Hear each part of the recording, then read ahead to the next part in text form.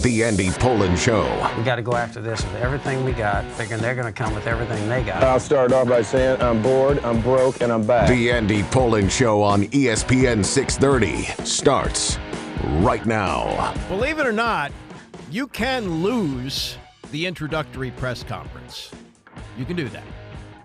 Dan Quinn didn't do that yesterday. I would say Dan Quinn won the introductory news conference. You know, lost the introductory news conference?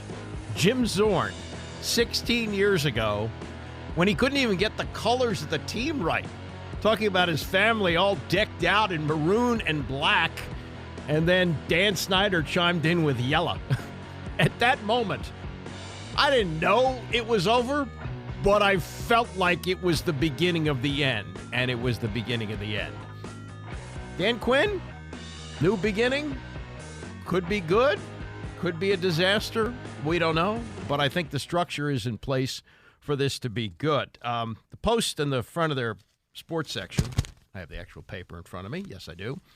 There's a photo of Dan Quinn holding up a number 24 jersey, and he is flanked by owner Josh Harris and general manager Adam Peters.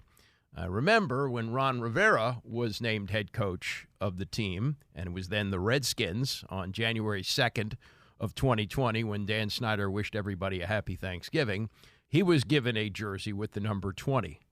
The hope is that we won't see somebody else standing up with a jersey number 26 or 27 in the next few years, that this is going to last a while with Dan Quinn. Now, he is 53 years old.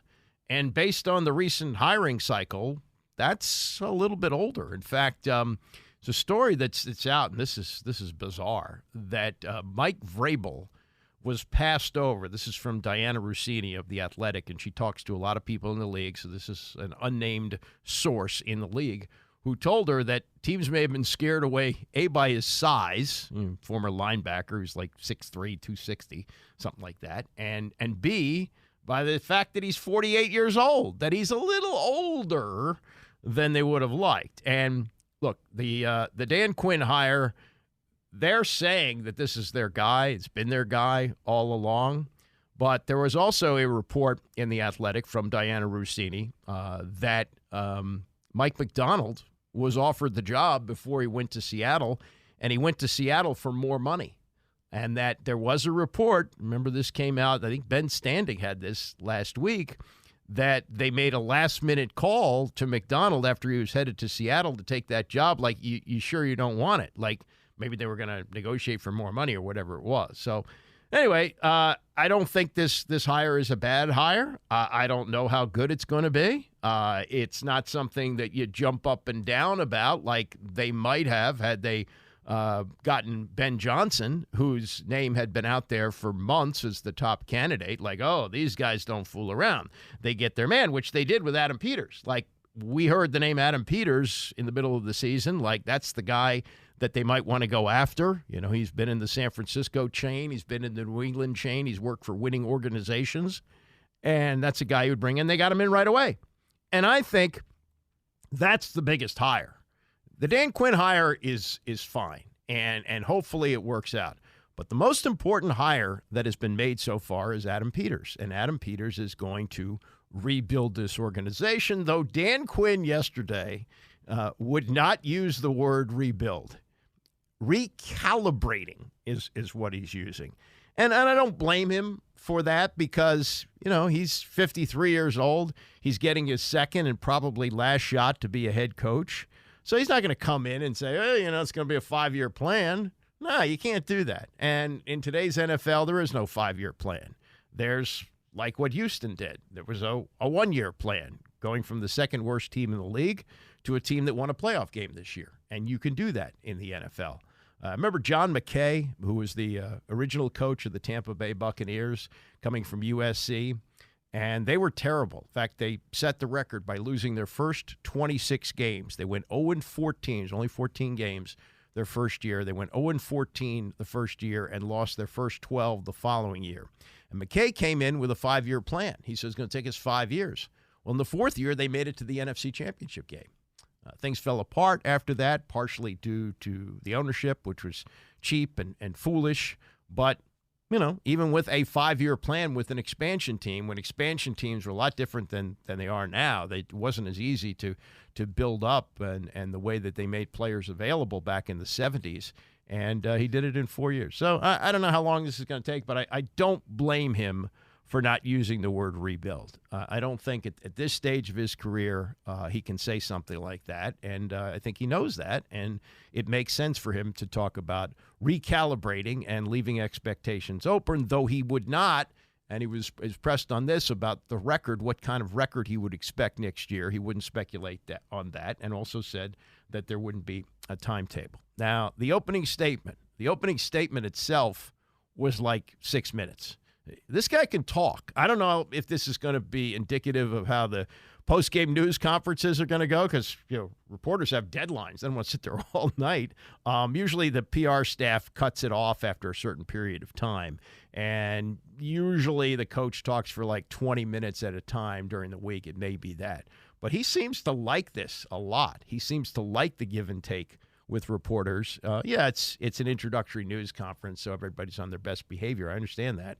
But he can go, and I can't remember in all the news conferences that they've had, and they've had a lot of them, including the return of Joe Gibbs in 2004, which was like a coronation. People were lining the streets in Ashburn to welcome him back.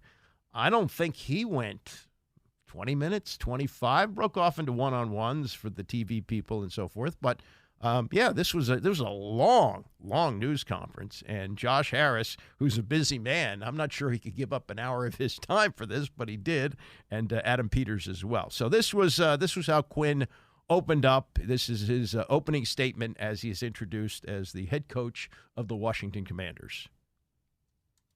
And why is that not working? Because I'll tell you why that's not working. It's not working because I didn't have the proper pot up. Here we go. Dan Quinn, opening statement of his news conference. You hear me say often, be where your feet are. And actually, I try not to say it. I do try to live it. And I'm pretty good at it, too.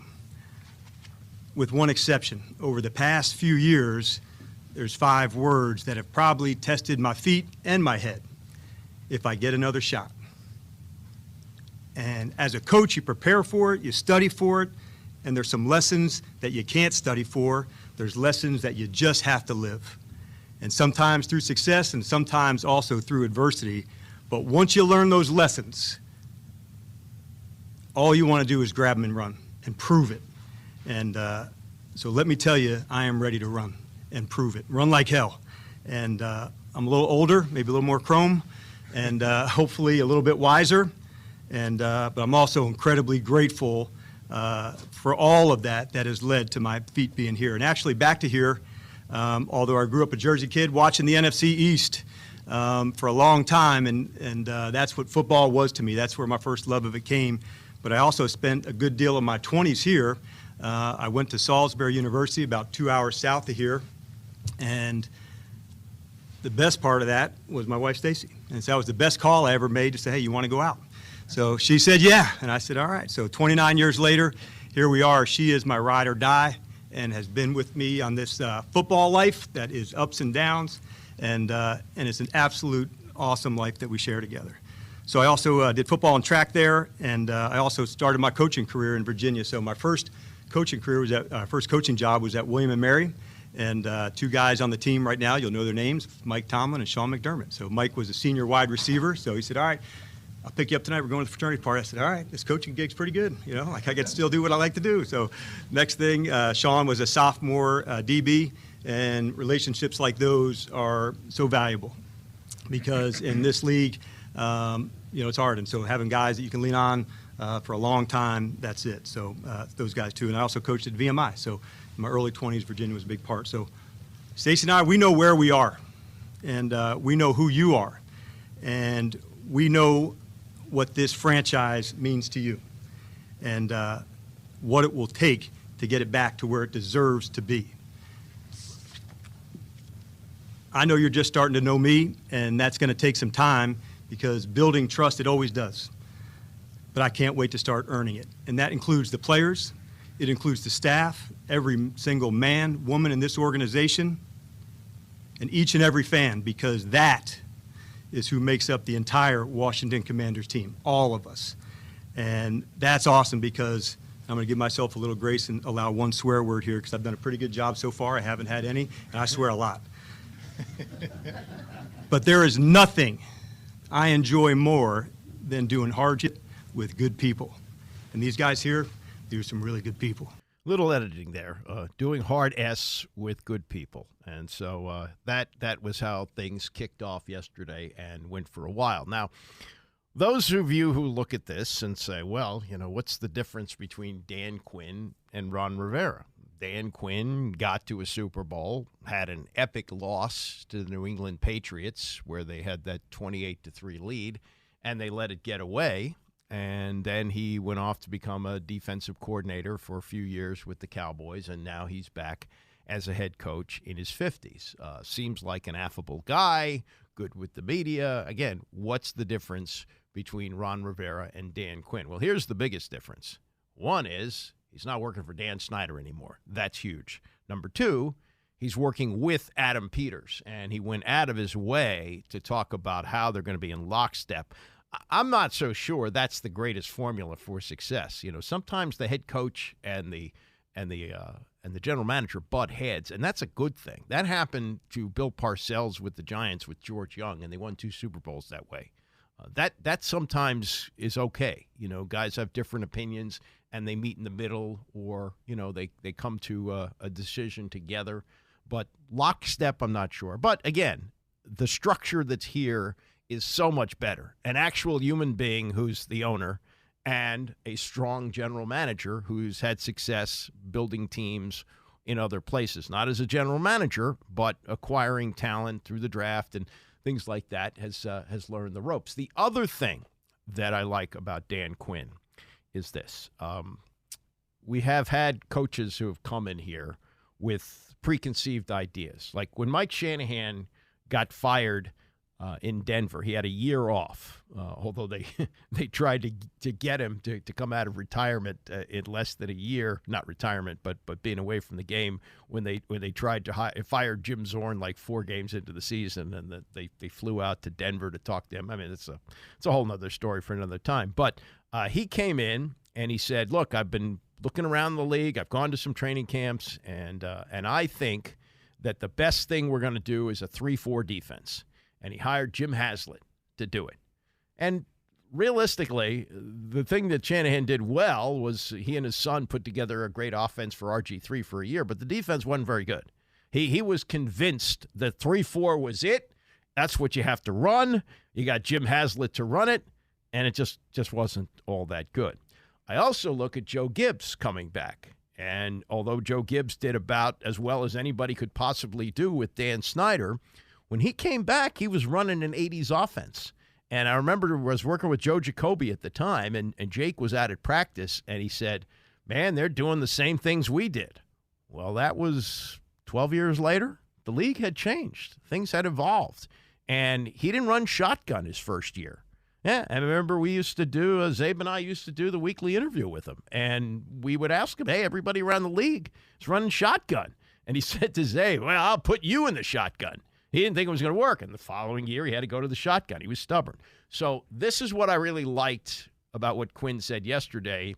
He knows that the league is evolving, and he's got to evolve with it. You have to evolve, and it does have to change. And during that time of reflection, I said in between leaving Atlanta and going to Dallas, I think I referred to Josh and Adam and did a 360 on myself. The other thing I did during that time defensively was we put the tape together from 2013 to 2020. So that included Seattle and it included Atlanta because it was really the same system in those 8 years of defense. And what had once been good was no longer good enough. And so playing 3 deep the way that we did in Seattle and early on in Atlanta, there were some good things that went along with that. As it went further, more completions when you played this kind of vision zone, more troubled routes. And there's some excellent offensive coaches, so they knew this and this causes them problems and this and this. So coming back for that second lap, I knew I wasn't going to rinse and repeat. What were some things around the league and through college ball that could be different? And so coming back into Dallas, the system that we put together will be similar to the one here to say, let's collectively put together the Commanders' offense and defense. So that's why it evolved, where some things were good early on and they changed. Some things can stand the test of it, this front, this thing, but it did have to evolve, especially on the coverage side. The offense and the quarterbacks were moving ahead faster than that scheme would allow. And so that is why having that space for me, although it sucked and it was depressing and pissed you off, there was this silver lining in that made me become a better coach, because I had to look at myself, not just from the lens of a head coach, but I also had to look at it from a lens on defense. I had to look at it, why weren't we good enough in 4-minute offense? I wanted to go back and find it through those years. And so that's why I was so adamant about when you get those lessons, like, you want to go and run with them to prove it. And so they've been in my pocket on some things, and others I got to show through, my time in Dallas. And that was a fun process to go through. So that's where it was, where things evolve and change. And, in 5 or 6 years from now, it won't be the same exact things anymore either. So you have to constantly keep pushing. You've got to be innovative. You got to be on the edge of things. Not all the things that you try work. Like it goes like this. So sometimes in OTAs and training camp, let's look at a coverage or look at a blitz and then take it out. It's too busy, takes too much time. If a player has to overthink it, it's not the right call. I want them, from the lens of their vision in the helmet, that they can go and really attack. And if I have to make them overthink it, whether it be at the quarterback position, this check to this check to this check, or as a defensive play caller, to this, to this, to this, and they have to slow down where they can't play fast and aggressive and hitting, then it's not the right fit. So there's some trial and error, but it is part of coaching that makes this profession so much fun, because it's always evolving. It's never, you don't get bored doing this, so it feeds into my good, okay, what's next personality. But I do like that there's something next, and it's next, and it's next, and you better keep up, or you get left behind on some things. And I learned that lesson, and so that's why evolving and having a plan of how to do that each off season, that's a really big deal. I'm encouraged by that. I think that's a smart thing. One of the things that was discussed with the retirement of Nick Saban after 17 years at Alabama and the 7 national titles, including the one he won at LSU, is he changed. He was a defensive guy. He was a defensive back in college. He was a defensive coordinator in the NFL for Bill Belichick with the Cleveland Browns, and he ran a defensive-oriented team at Alabama where they ran the ball, and he saw that the college game was changing, and he opened things up, and he started to have all these wide receivers who became stars in the NFL, and he had quarterbacks who could get them the ball. He changed. He changed the way he had been so successful in the past, both as a coordinator and as a head coach in other places, Michigan State,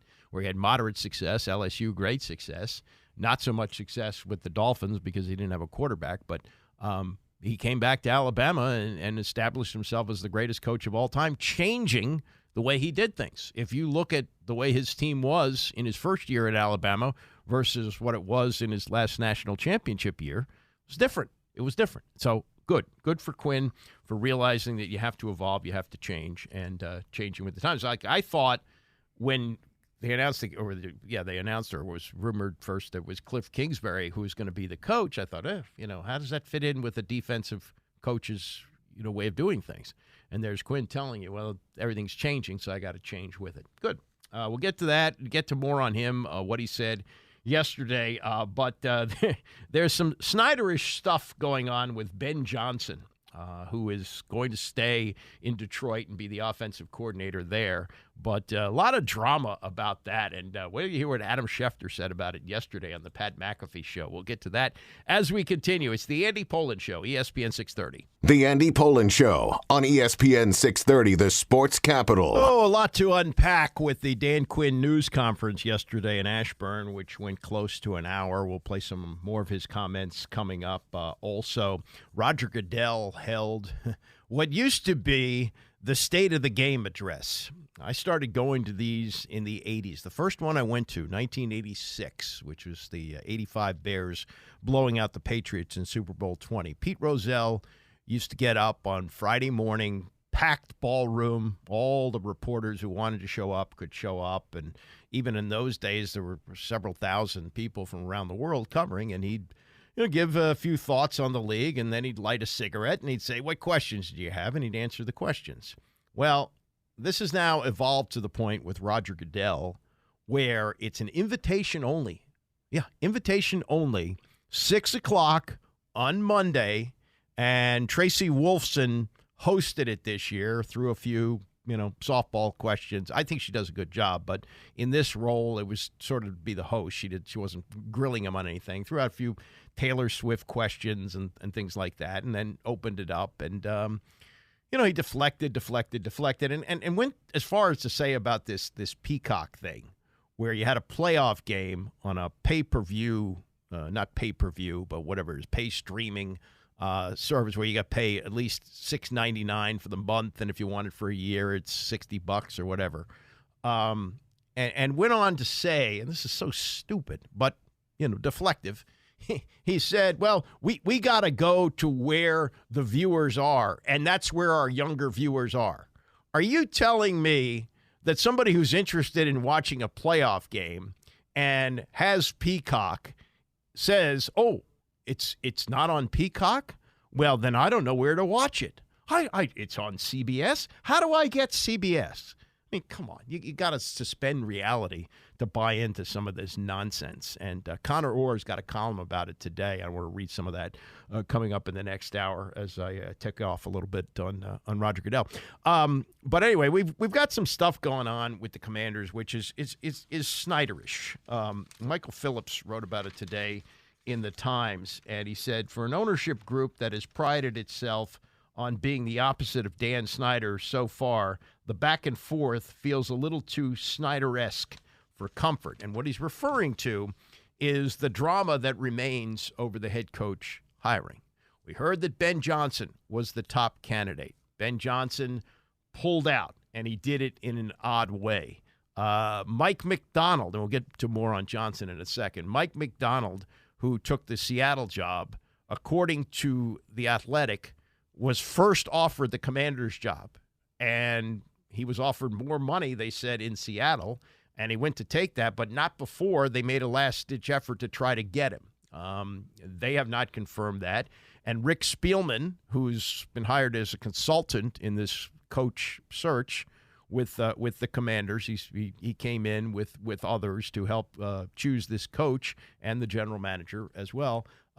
Rick Spielman was asked about this yesterday at the news conference and said, no, Quinn was our guy all along. I knew as we went through the process and interviewed all these guys, and Josh and Adam vetted through everybody, that there was no question that Dan was the right leader for this organization. No, that's not definitive. That's maybe Dan was the right leader for this organization after we didn't get Ben Johnson and after we didn't get Mike McDonald and who knows who else. Now, this is more on the McDonald thing. And Adam Schefter yesterday was on the Pat McAfee show.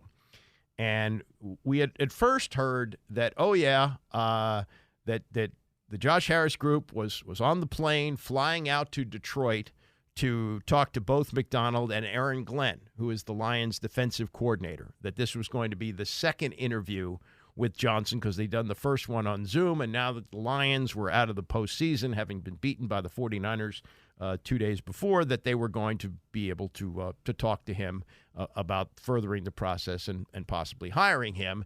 And the story was that he told them on the plane that, no, he's not interested anymore and he's staying in Detroit. Actually, what Adam Schefter is reporting and others is that they found out about it on social media while they're flying. They go, hey, you see this? You see this?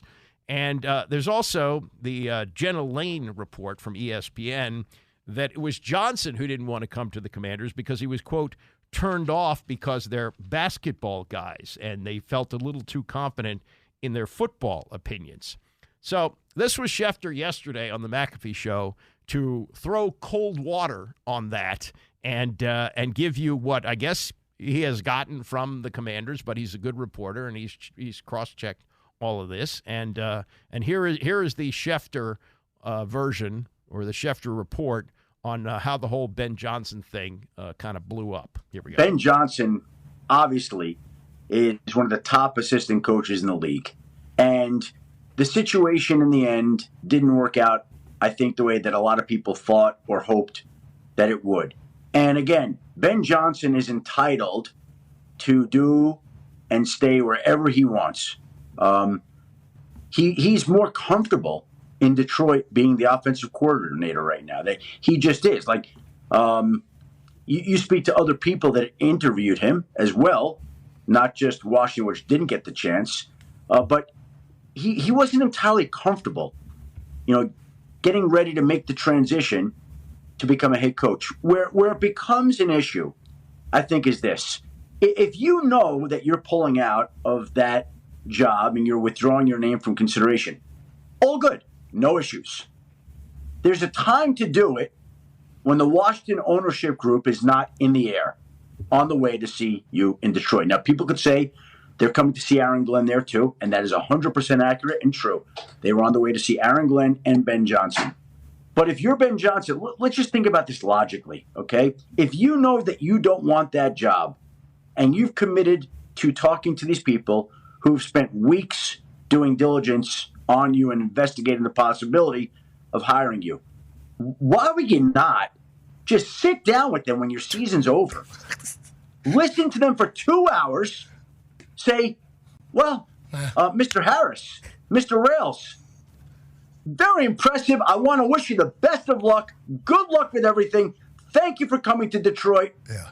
I'm very happy here. I'm going to stay, but I really appreciate You're going to love Aaron Glenn. You're going to love Aaron Glenn. Yeah, all that type of stuff. Yeah. By the way, and I'll also tell you this, the Commanders found out in midair at the same time that they were getting a text from an agent.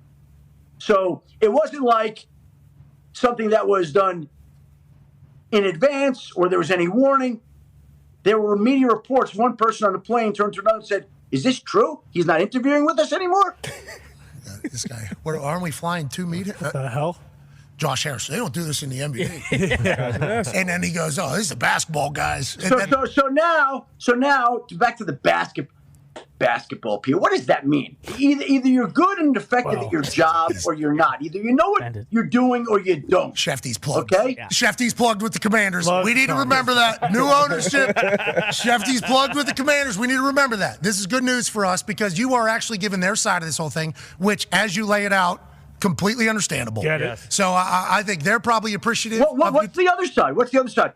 By the way, he was just as uncomfortable taking Seattle as he was Washington. Okay? Yeah, and that's important. That's maybe dodging a bullet because if you're not supremely confident about becoming a head coach, you shouldn't become a head coach. That's not something that you should be talked into. Like, oh, everybody says you did a great job in Detroit and you're 37 years old. You're in that sweet spot of age that we're looking for, the young guy coming in. And come on, be our head coach. If he doesn't really want that job, then don't do it. And I guess he talked to Seattle that Schefter's indicating there, and he wasn't interested in going either. So he may blow this chance. Detroit may be like a 500 team next year. They may not even make the playoffs. There's no guarantee of that. Even the head coach Dan Campbell said that after the season was over. And maybe next year he's not such a hot candidate anymore. Okay, and that's the risk he ran. I'm sure he consulted people before he did this, but yeah, I mean, if you're so upset that you didn't get Ben Johnson and that this ownership group pissed them off by being more basketball guys than football guys, and they were too confident in their football opinions, well, the hell with him. Then just go, just stay where you are in Detroit, and that's fine. And whatever Dan Quinn turns out to be, at least we know he's a guy who wanted this job. He said it over and over and over again in the news conference yesterday about, being fired in Atlanta. If I get another shot, I know how I'm going to do it. And he evaluated himself. And he went as far as to call some of his ex-players and say, what did I do wrong? What can I do better? Logan Paulson said this, but it's been a big part of his career here, played 10 years in the league and spent a year in Atlanta with Quinn, and Quinn called him, and he said he'd never had a coach do that before with him. So, all this hand-wringing about they blew it by being basketball guys and they didn't handle the interview right. So what? It's time to move on from this, and let's put this as Michael Phillips puts this Snyderish feel, put it away and move on. Now, as for the hiring of Cliff Kingsbury, and you'll hear coming up in the next hour more from Quinn on how he hired him, why he hired him, and so forth. There comes the automatic speculation about Caleb Williams, because last year, as an offensive consultant, I guess he wasn't the offensive coordinator at USC, but Kingsbury worked with Caleb Williams, and he had this, fabulous career and fabulous senior third year that he needed to stay in college, and is expected to be the number one pick in the draft. But the question is, are the Commanders going to move up to take him? So this is Tony and Mike yesterday on PTI tackling with Cliff Kingsbury hired by the Commanders the Caleb Williams question. Tony, does the Kingsbury hire suggest to you that the Commanders think they will be landing DC's own Caleb Williams? This question is not dependent at all upon Washington. It is dependent 100% on your Chicago Bears. Do they want to keep Justin Fields? If they don't want to keep Justin Fields, they are likely to use the number one pick to draft Caleb Williams. If they do want to pick Justin Fields, to keep Justin Fields, then if I was Washington, I'd try to trade up to get the number one, because everybody's going to try to trade up to get the number one. And you know what else, Mike? I thought about this today. If they want to get rid of Justin Fields and I'm Washington, I would try to get him. I've watched him because of you for about 3 years now. I think he runs. I think he throws. I don't think he was in the best system for him at all. And I think he's as good as anybody out there right now in the draft. In terms of Kingsbury, I understand the relationship with Caleb Williams, but Kingsbury has worked with Kyler Murray as well. He's worked with Patrick Mahomes. He's good with quarterbacks. He can work with Jaden Daniels. He can work with Drake Bay. He can do that. The only thing you can't let him do is be the head coach, because he always gets worse in the second half of the season. So don't give him the whistle. Give him a quarterback to work with. Tony, I agree with you right down the line. Right down the line. He works with quarterbacks. You can draft any one of those without maybe trading away so much draft capital that you limit your options in terms of how you build or improve your team. So he could work with any of them, it seems, Cliff Kingsbury. And in terms of the question becomes, and I have not, people are going to say, oh, you know Caleb Williams' family, I do. You know Caleb Williams a little bit, I do. I have not asked anybody in his family whether or not he might decide to go John Elway or Eli Manning and say, you know what, I want to stay home. Sure. I don't want to go to Chicago, where they've never had a great quarterback. But I will say this as a recruiter, and I have said a million times to you, privately and on your show and on this show, I want to see the Bears work with Justin Fields. I want to see it work. But Tony, if there's a place where if you're a great quarterback, you dine out forever and forevermore. If you're a great quarterback in Chicago and you become the first in 104-year history of the Chicago Bears to be a great sustained quarterback, what a place to do it, where they do have draft capital and they might be able to hunt down Green Bay and Detroit. So there's determinations that the Williams family may have to make. They may choose to stay out of that, but it is fascinating, Tony. The hiring of Kingsbury does create some questions and speculation. Do you think that Sid Luckman's heirs are happy with what you just said? Wasn't Sid Luckman a great quarterback? No, that was about 90 years ago. Okay, then I cut off the first 20. You said 104 I'll just years. Go 80. Thank you. I'll go 84 years. Thank you. Not quite, Wilbon. I think Sid Luckman's last year was 1949, if I'm not mistaken. But, okay, post-Sid Luckman.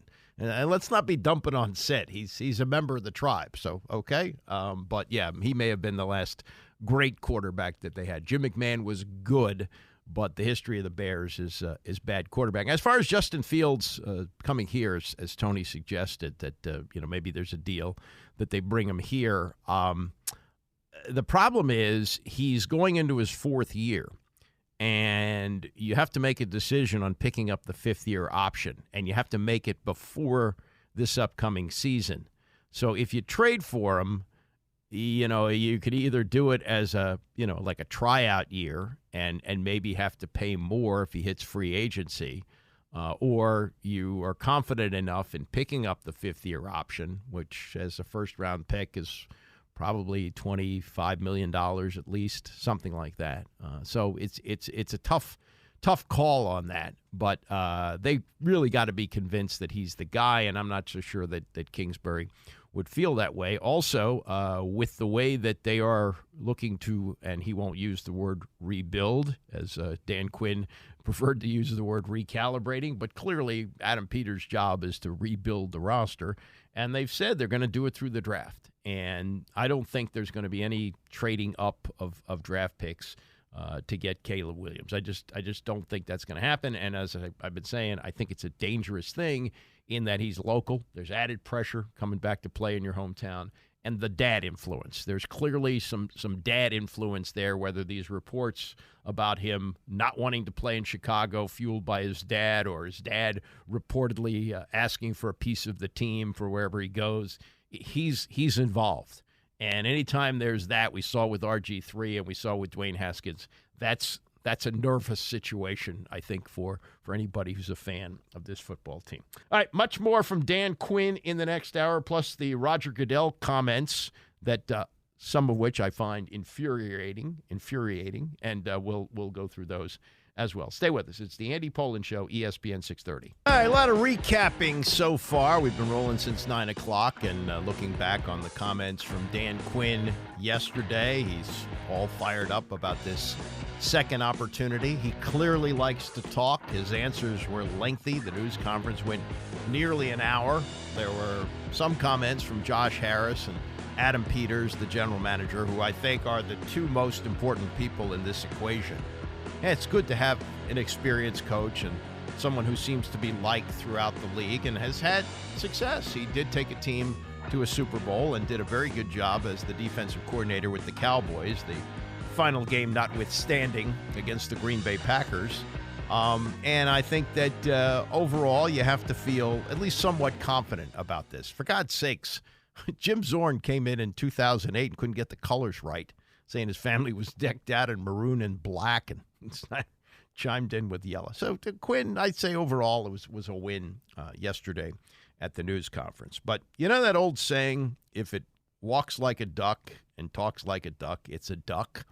And for this organization, which hasn't had a winning season since I think it was 2017, maybe, and they didn't make the playoffs that year, or 2016, I guess it was 2016 season, and finally in 2019 they made the change and Jay Gruden was out, and that led to Ron Rivera, who didn't have a winning season in 4 years here. He backed into the playoffs his first year and exits with a 4-13 record. It's a rebuild. It clearly is a rebuild. And when Adam Peters was introduced as the general manager, he didn't run away from that word. But Quinn, the R word yesterday, that wasn't going to spill out of his mouth. Do you view this as a rebuild? And if so, what's the process of going through a rebuild, and time frame wise, how do you want your team to kind of take shape during this rebuild? Your words, not mine. All right. So I'm really honestly glad that you brought it up. And I know it's a big topic. And I would say this is a recalibrate, finding our north again. And that starts, with our identity of our club. So, no, you will not hear me say the word rebuild at all. This is about assessing what we have, how do we add to that, and then how quickly we can accelerate this process together. Now, how do you do that? Connection, staff, off-season, into training camp, and then ultimately putting all these guys to find the best group to help us go play as well as we can, as fast as we can. So there is no timeline on that, but we will push it hard to see how good we can get and how fast we can get. But I see it much more as a recalibration to say, let's find our north, own our identity of how we're going to get it on, and then push hard to reach that. And like all things, it takes some trust, between teammates, staff, personnel, ownership. But the more connection we have, the faster we'll get there. And there's a lot to get done, but I honestly do not see that word as part of my thinking at all. He won't use that word. So you got it? Don't say rebuild, recalibration. But when pressed on a timeline, he didn't have one, didn't want to do that, wouldn't speculate on the record. So I think, the rebuild really, it's a roster rebuild more than anything else, and that's Adam Peters' job. Now, Quinn went out of his way to talk about how they're in lockstep, how they work well together. And if you listen to personnel people around the league, that's important, that the general manager and the coach are on the same page and they do things together, but they don't necessarily have to agree on everything. I think a little bit of friction is probably a good thing. But Quinn and Adam Peters, that's going to be the combo that you hope will produce the same kind of things that Joe Gibbs did with the help of Bobby Beathard, who is, both of them are in the Hall of Fame. And 15 years from now, we may look at the resumes of these two guys together and we may say, magic was created again. Or we may say, well, it didn't really work out as well as everybody hoped. And as we say in the business, clip and save, this photo of Dan Quinn holding a number 24 jersey, meaning the year he was hired, 2024, flanked by Adam Peters and Josh Harris, the owner. You hope that in between those two guys, there's not somebody else in 2026 or 2027 holding up a jersey with that number on it. Ron Rivera, when he packed up his office, I'm sure he took the number 20 jersey that he got when he was hired, a Redskins jersey, by the way.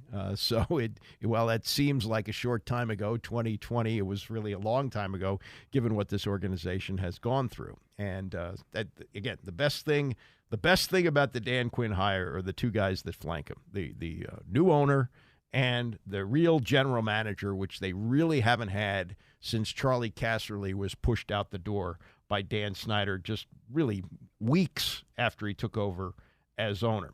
Now, how's this going to work? You have the two coordinators who were hired. You have Cliff Kingsbury and Joe Witt Jr. Kingsbury, we figured, would be the play caller because the background for Quinn is on defense. Weren't really sure about Witt because sometimes a defensive coach likes to call the signals, and Quinn has been doing that, of course, in Dallas for the last 2 years. I don't know whether he did that in Atlanta. So maybe that's, again, he talked about the learning experience and everything that came with it. So I think he's learned that he can't do all of that and that he's going to rely on these two guys to call the plays, and he's going to oversee the whole thing. And, as opposed to the coach-centric operation that we had with Ron Rivera, though he didn't call the defensive signals. He had Jack Del Rio until like the last 6 weeks of the season, and he had Eric Bieniemy, who, by the way, is out. That was confirmed yesterday by Quinn that Bieniemy's not staying, even though he's got a year left on his contract, and that he was the one that oversaw that, but also oversaw the entire operation. Dan Quinn is just going to coach the football team, but he is going to, as he said, delegate. The big thing to get across, the essence of a head coach is to put it all together. It's not to be an offensive coach or a defensive coach or a special teams coach. It's everything. And that's what the essence is of the job. It's the chemistry. It's the messaging. It's the play style. It's the attitude. It's the swagger.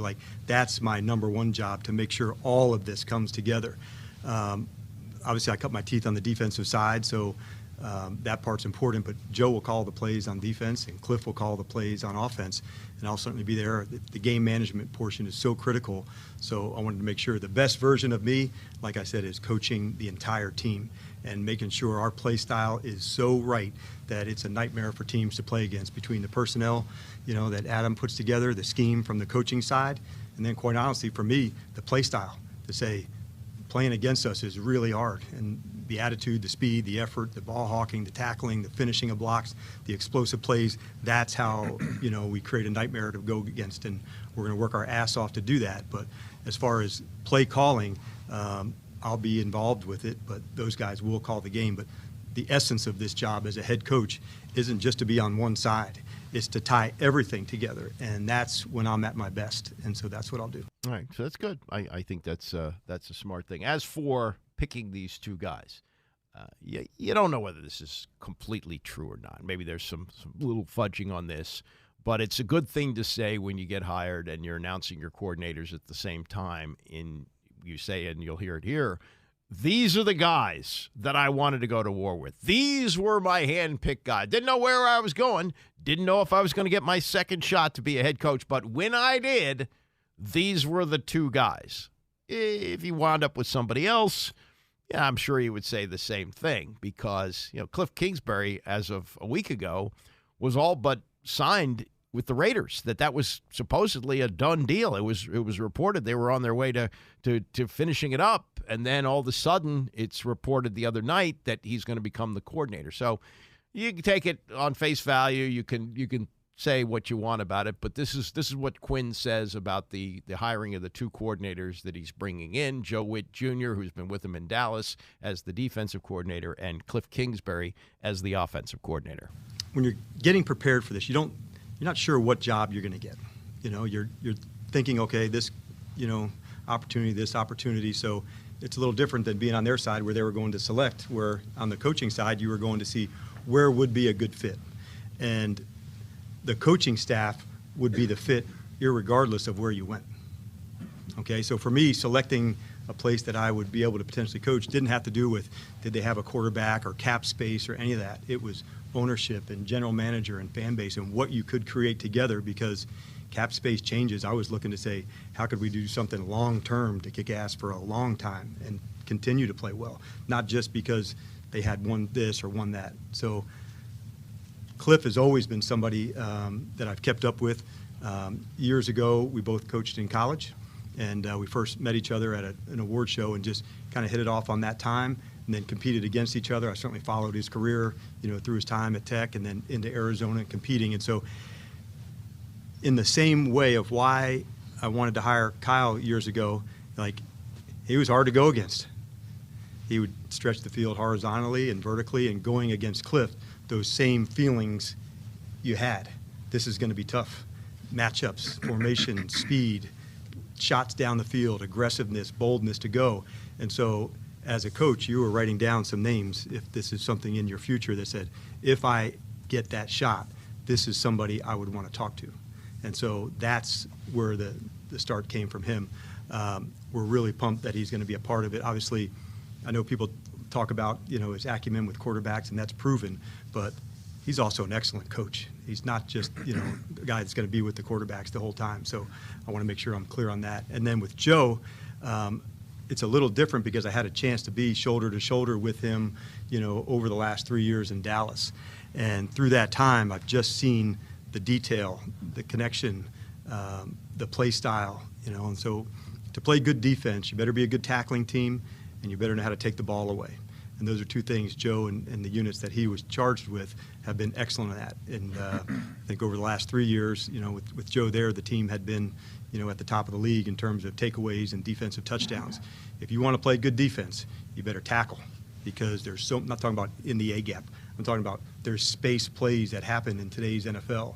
And so in that space, how do you have the technique to go and make tackles where guys like Cliff and Kyle and everybody else want to create all this space to say, make it hard. So you better be a good tackling team, and you better know how to get the ball away and show good disguises, to make the quarterback have to read the coverages after he has the ball in his hand.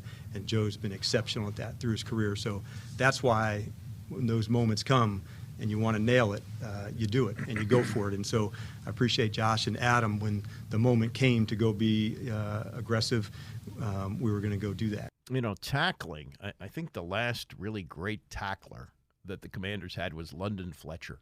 London Fletcher used to make tackles all over the field. Tackling seems to have been a problem for a long time. So if they get that shored up, that's going to be a big deal. And also he's asked about the interior line, where you have, highly paid people with Payne and Allen. And those two guys, he said, are going to be the foundation of what they do. I think if you're looking at rebuild, which the word Quinn won't use, but rebuild really needs to go to the secondary and to linebackers and, offensive line. It's really that they're looking for. Wide receivers and running backs, they've got, and we'll see if these running backs fit what Cliff Kingsbury wants to do. I think Brian Robinson will be a good fit. He seems to have been underutilized in the pass-happy offense that they were running under Bieniemy. So that'll be helpful. And look, Jonathan Allen, he also might be somebody that you could trade. He's been around here for a long, long time. And if there is a rebuild going on, which I think there is, even though you don't want to use that word, that might be somebody that you could deal. He says he wants to finish his career here, and he's now excited after talking to the new regime, but I'm sure he said that, when Ron Rivera came in, and, he's been around here long enough to see all the troubles. Not what he expected when he came out of Alabama. Last thing from Dan Quinn, and you can watch, if you have time and want to watch the whole news conference, it's up on YouTube, and you can read the various comments and in the social media and so forth. But this was last thing I pulled, and this is about the two things that he wants his team to be known for. Explosive and physical. And I'd hope, teams that have to play against us are like, damn, this is going to be hard today. And having that physical nature of the way that we finish plays that jumps out off tape, inspires others that we're with, and keeps pushing this standard that you're going to hear me say a lot, finding these standards together. So I would say explosive and physical would be two things that I hope every time we play and get it on that you guys feel that. Okay. Explosive and physical. And we'll keep that in mind for Dan Quinn as the next step is the draft. And he was dancing around questions about quarterback that, he says he hasn't had time to sit down and talk about that and all those things. There's time before the draft. Yeah, there is.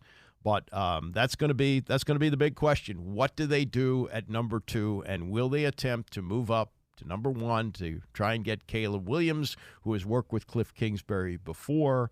Will they stick at number 2? Will it be Drake Mayo or somebody like that? Jaden Daniels, the Heisman Trophy winner at LSU. There's plenty of time to speculate on that. I used to have the draft it's in the days of the AFL wars. They would even have it, I think, before the end of the season. If I'm not mistaken, Larry Brown, who was drafted by the Redskins in 1969, I think he was drafted in like November. Now they have it in April. One year they had it in May. And in working with Mel Kiper over the years, he'd say that the longer it is between the end of the season and the draft, the more time that teams have to rethink everything. And things change all the time. There's always constant, this guy, was number 1 3 weeks ago, but now he's down to the second round. I mean, look at Sam Howell. Sam Howell, if he'd have come out after his second year, which he wasn't eligible to do, but he'd been a starter since he was the beginning of his freshman year at North Carolina, started that year, started his sophomore year, they were saying that he might be the number 1 pick of the draft. And he goes back for his third year, and he winds up in the 5th round. And as the season wore on, we kind of realized why he wound up in the 3rd round. All right, coming up, we'll get to Roger Goodell's news conference, invitation-only get-together last night, whatever you want to call it. I got some bones to pick with what he said, and I'll also read you what Connor Orr wrote about the commissioner and what his job is for $60 million a year. We'll get to that and a whole lot more. It's the Andy Pollin Show, ESPN 630. The Andy Pollin Show on ESPN 630, the sports capital. Jay Leno left the Tonight Show for good 10 years ago today. We'll look back on that and other things as we roll along till 11 o'clock. Mike Callow sitting in for Tony Kornheiser today. The annual address from the commissioner of the NFL, Roger Goodell, who I've found to be slimy ever since I went to the first one that he did. This was after Spygate with the Patriots, so go back, I think, to 2007. That was the undefeated Patriots team that lost to the Giants in the Super Bowl, and they had found that they were stealing signals, and Goodell said that they had asked for all the evidence to be turned over to the league, which they destroyed. They didn't investigate the Patriots. They brushed it under the rug, and his excuse was, well, if we destroyed all the evidence and some other stuff surfaced, then we knew they were lying to us. It was a total whitewash and a total solid given to the Patriots, which Bob Kraft was instrumental in Goodell becoming commissioner. And in becoming commissioner, he is the king of Stonewall. That's his job. He gets $60 million a year to deflect. And what has happened to the State of the Game address, it has really devolved under him. As I mentioned, first one I went to was in 1986, so going back, 38 years ago, and it was Pete Rozelle. And Rozelle would, throw out a few things about what was happening with the league and the television partners and so forth and so on. He'd light up a cigarette, and he'd answer questions for an hour. And he was succeeded by Paul Tagliabue, who was an attorney, handled things in much the same way, although he wasn't a smoker. But I thought, conducted a pretty good news conference. And then came Goodell. And Goodell is the guy who understands his role as the owner's shield, as he tries to, as he said, protect the shield. So there was some news. I want to get to the points where he's irritating me, but this is Goodell on how the season is going to open up. And you know that for years, going back to, was it right after 9/11? So it's over 20 years that they've been doing this, that they start the season on Thursday night, and then you have your full schedule on Sunday. Well, Goodell has decided, and his partners have decided, we want a little bit more. And for years, I think forever, that the NFL has had some respect for high school football. High school football traditionally played on Friday night, so they stay away from Friday night. They also kind of get out of the way for college football because they don't start these Saturday night games until the season is over. That gap between, I don't know how they're going to do it now that they have the 12-team playoff in college football, but you've had that gap between like the Army-Navy game and when the playoff starts, which is generally New Year's Eve or New Year's Day. So they take those few weeks and they run Saturday night games. Well, they don't seem to care about that anymore. So this is Goodell and how the season is going to roll out with the traditional Thursday night game and something else from Brazil. Brazil is new for us this year. We are incredibly excited. We're going to do it on our kickoff weekend, which is an unusual approach and different than we've ever done. We actually are going to play it on Friday night of our kickoff weekend. So we'll have Thursday night as our kickoff game. Friday night we'll come back from Brazil in Sao Paulo. The Philadelphia Eagles will be the host team in Sao Paulo. And then we'll come back with Sunday night and Monday night, and obviously a great group of games on Sunday afternoon with our two partners. So we think this is giving us an ability to access more fans, not just here in the States, but on a global basis. And I think it's going to be a huge hit. We're excited. More money, more people. And they're gobbling up Friday night. They've owned Sunday forever, of course. Monday Night Football, going back to 1970. They have Thursday Night Football, and despite the kvetching, that's not going anywhere. That's on, and now that's on, of course, the streaming service, Amazon Prime. You got to have that to watch Thursday, and then you're going to have, the basically now 4 days of the week, right? You got Sunday, Monday, Thursday, and at least for this year, one Friday night game. But you watch. They're going to take Friday night too, because the more programming they have on, the better. They don't care. Like they obliterated the NBA this year on Christmas Day. NBA used to own Christmas Day because nothing else was going on. And the NFL went, we'll take that too. So they put on like a triple header on Christmas Day and totally knocked out the NBA. And they're a monster. They don't care. They're bigger. As Hyman Roth said to Michael Corleone, we're bigger than U.S. Steel. And they just roll over people. So now they're taking a Friday night game that used to be set aside for good old high school football. The development of the game, the kids. No, not anymore. They want Friday night too.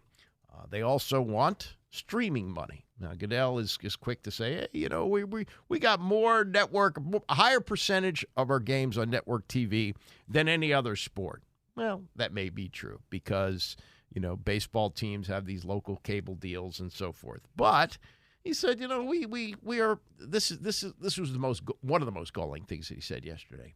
That they need to find the younger fan base, so they need to go where they are. So he's saying, the younger fans, they don't know how to get CBS and Fox, So we're going to go where they are, and they're streaming on places like Peacock. Come on. That is just such nonsense. Anybody who wants to watch the NFL and, has Peacock, they also have other services which allow them to watch games. So this is now the Peacock question, where you've put a playoff game on this year, and that's just, I'm sure, the tip of the iceberg. We've already gone full boat on Amazon for 2 years now with streaming on Prime. So this is Goodell saying, "Oh yeah, we're just trying to find new fans. We know that that's where they are, so we're going to go get them. Never mind that you got to pay $6.99 a month if you want it." Here's Goodell on the Peacock decision. Listen, one of the secrets of our success is we are really committed to broadcast television. As I said, 90% of our games are on broadcast and free over-the-air television. I think it's the reason why you will see over 200 million people watch this game here in the United States, because it's on broadcast television and the broadest possible platform. And our credit to CBS, they've built a great platform for us. But there's also a digital stream of Paramount Plus. And we want to support that because there are some fans that are watching on Paramount Plus a lot. So I think it's, again, we'll see Super Bowl continue to be on the broadest platform. I think we'll continue to see the NFL on the broadest possible platform. Well, 23 million people watched that wild card game. Yeah, I understand that. But the amount of money that a Super Bowl could bring in on a place like Peacock is incredible. Nobody is not going to watch the Super Bowl. Anybody who's even a casual sports fan, you don't want to miss out. That's appointment television. And it's such an incredible event that the commercials are huge.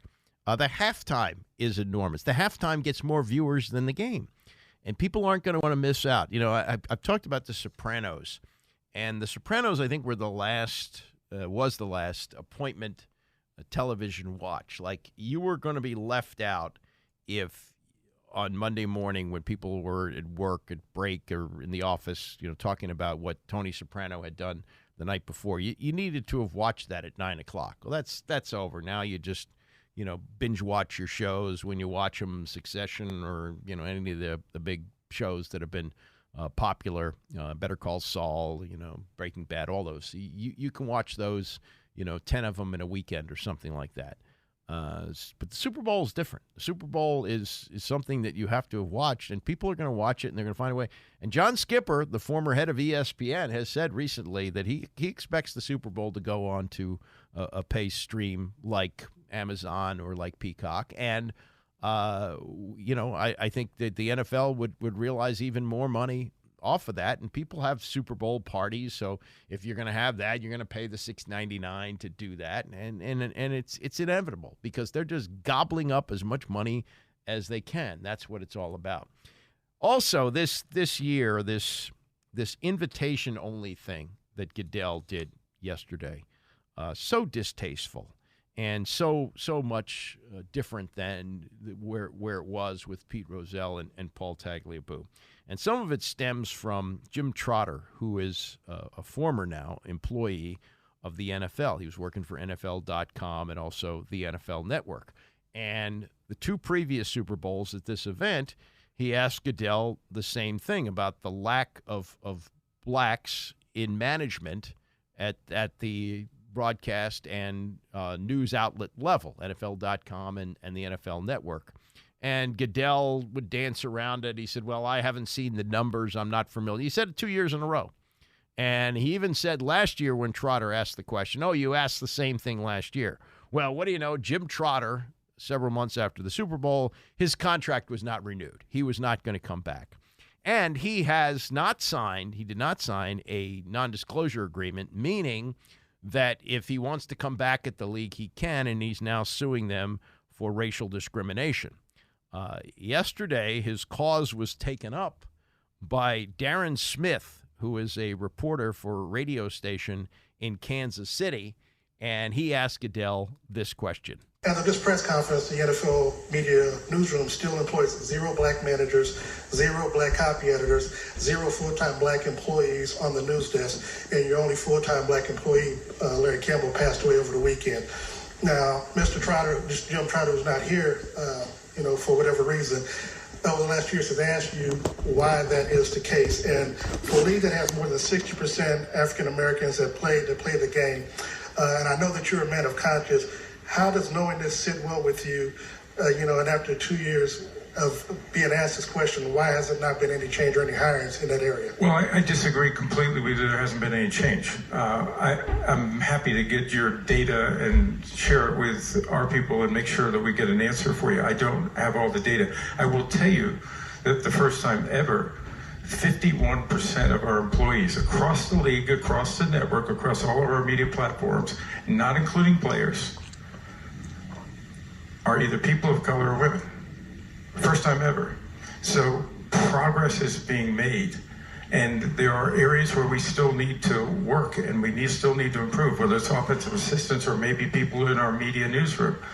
We will continue to do that and make significant progress as we have. See, Goodell wasn't expecting that one. He was prepared for everything else, but he thought, we've eliminated Trotter, so that question isn't coming back this year.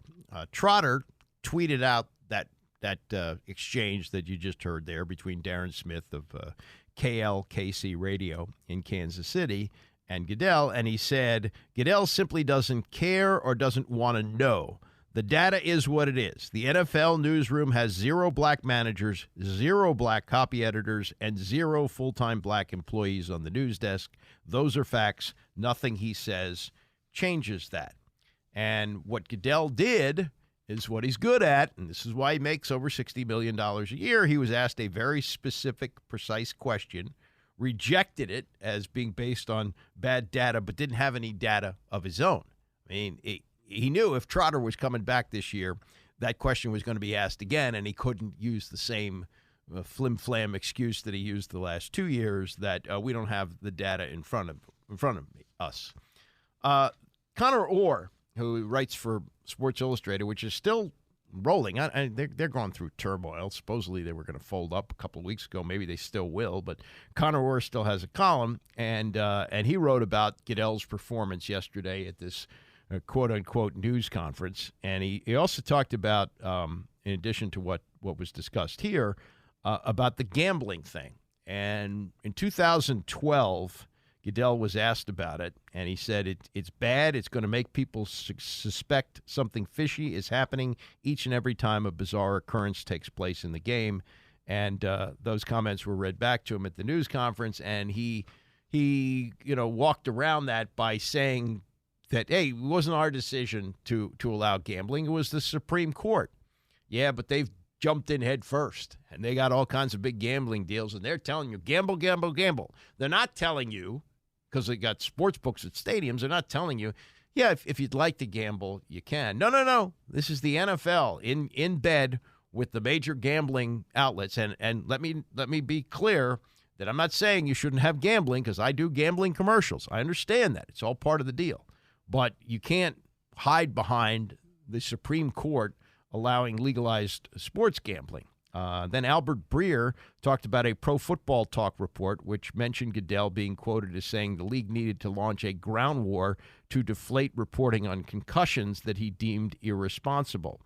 Well, you notice that the Washington Post, if you're paying attention to this, they did this huge expose on the concussion settlement that was reached in 2008 and how they managed to avoid paying out these settlements to players who have suffered from CTE because they have changed the definition of exactly what dementia is. I mean, they've really played around, and players, they hope, it seems like, they hope that they die before this thing gets to the appeals court, and that's what's happened in a lot of these cases, so they've avoided paying a lot of money. This is what Connor Orr writes about the whole Goodell operation here. And again, he's been commissioner since 2006. So he's coming up on 20 years. He says, Goodell has become so effective as a human shield that he has been leathered to almost any and all controversies. Think about the weight of what we've experienced through the lens of the NFL over the past decade. This year, it became clear that the stone facade is part of his staying power. The ability to bury a press conference into the league Super Bowl opening night is a skill. So is the ability to say nothing that would jeopardize the peaceful transition from serious questions about the game's integrity, its commitment to diversity or player health and safety, and the Chiefs mascot doing backflips and the Blue Man Group, this was really just the warm-up act for the whole dog and pony show that went on with Super Bowl opening night last night, with most of the questions being about Taylor Swift. And he says this about Goodell, which is true. He takes the body blows. He absorbs the discomfort. He practices for this. He has protected the lane in which he can operate, with light contempt being on one side of the emotional spectrum and limited playful banter on the other. And with great reporters everywhere, he'll keep taking swings like the great stonecutter, Lord willing. And he said, the perfect answer to any question is a non-answer. Every year now we receive a clinic in as much. And that's what he is. He's a human shield for the owners, and business is good. That's what he's paid to do. And the amount of money that is flowing into the league just from media rights is beyond belief. You know, you used to hear that this was going to be a league that could top $9 billion in revenue for everything. They're getting more than that in just media rights every year. Before you sell a ticket, before you sell a $15 beer. That's what these teams are getting. The teams, the 32 teams, are dividing $10 billion, and the money just keeps growing. And they're looking at, playing a Friday night game in Brazil. Well, Friday night games are just the beginning. That's just the beginning, a game that's overseas. Okay, that's a one-time only. Yeah, I'm sorry, high school football. We're dumping on you for 1 week, but you got other weeks. You'll see as years go by. Thursday night games, here's how they rolled out. First we just had the Thanksgiving games. And then around the 1980s, as ESPN was growing, 1987, they've been around less than 10 years, they took a giant leap forward because they got half the season, the second half of the season, Thursday night. And they looked at the other half and they said, well, that's just sitting there. Let's sell that to TNT. And before you knew it, you had every Thursday night, every week. So you had Sunday night, Monday night, Thursday night, Sunday day. When the season's over, you play Saturday. And, even when they started Monday Night Football, there were players complaining about the short week. You play on the road and you get back, let's say, from a West Coast game very early in the morning on Tuesday. You have that day to recover. You're back at practice on Wednesday, and you've had one less day to recover. Well, then came Thursday night, and you're playing Sunday, and you're back at it on Thursday. And players complain. The owner says, shut up, here's more money. They took more money, and we have Thursday night. Now it's accepted as part of the whole thing. I can sit here and rail and get on my soapbox and everything. It doesn't do any good. The money train is rolling, and it's not going to change in the NFL. And Roger Goodell is the one who absorbs the body blows, and the league just keeps on rolling along, and he's happy to take them because for $60 million a year, who wouldn't? Coming up, Mike Callow for Tony Kornheiser. I'll be back here tomorrow morning at 9 a.m.